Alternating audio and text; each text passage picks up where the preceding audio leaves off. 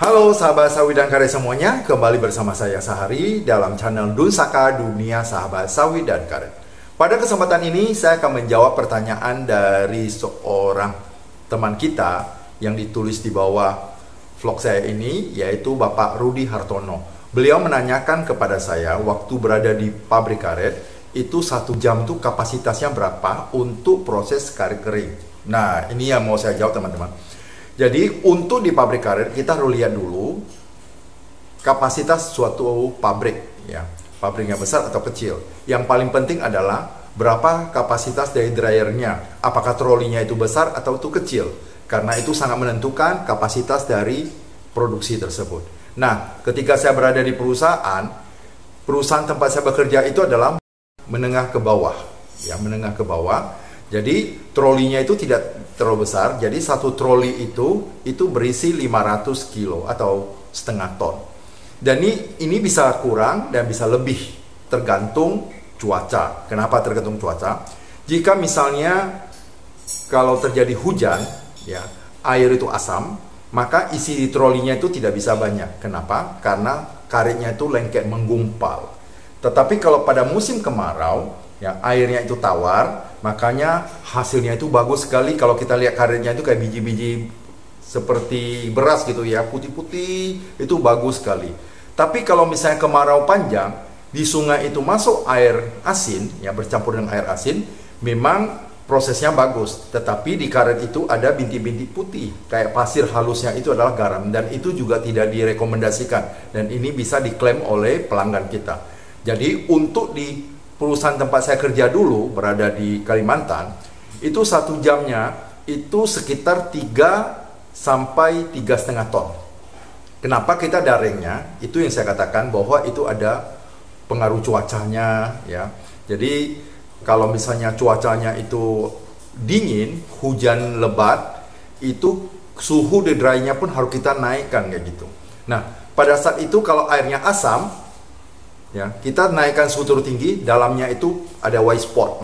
Nah, jadi waktu kita proses itu sekitar 3 sampai 3,5 ton. Berarti 1 bulan di pabrik tempat saya kerja itu, untuk proses karet keringnya itu bisa mendapatkan 1.500 ton. Dan itu tergantung pada kondisi cuaca yang saya katakan. Karena saya pernah untuk 2 shift, ya, dalam 1 bulan itu sampai 1.800 ton. Ya, makanya ini adalah standar normalnya adalah 1.500 ton per bulan. Nah, jadi kita lihat kendalanya adalah kalau kita proses di karet ini, banyak kendalanya di peralatan. Kadang-kadang mati lampu, ya, atau listrik mati, kadang-kadang ada kerusakan terhadap dryernya dan lain sebagainya. Makanya kita sudah meletakkan reng. Jadi pada prinsipnya adalah itu tergantung kepada berapa besar trolinya dan berapa besar dryernya. Semakin besar dryernya, maka produksinya semakin banyak. Ada juga di perusahaan yang kapasitasnya besar sekali kapasitasnya, dia menggunakan 2 dryer. Tentu hasilnya pun lebih banyak teman-teman, ya.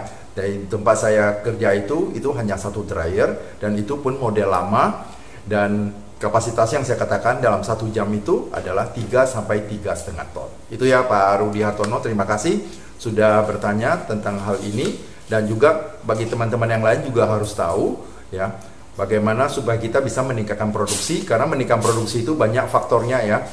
Itu yang paling pertama adalah ketajaman dari cutter. Kalau cutternya itu tajam sehingga cacahannya itu halus, ya, tidak gumpal, itu pun prosesnya bisa lebih cepat. Atau misalnya kita jemur di jemuran tuh bisa 3 minggu atau lebih, maka masaknya pun lebih cepat, ya. Biasanya bisa sampai 6 menit. Tapi kalau misalnya hari jemurannya itu mungkin hanya 2 minggu, apalagi sering hujan, kita masak di dryer itu bisa butuh waktu sampai 10 sampai 15 menit.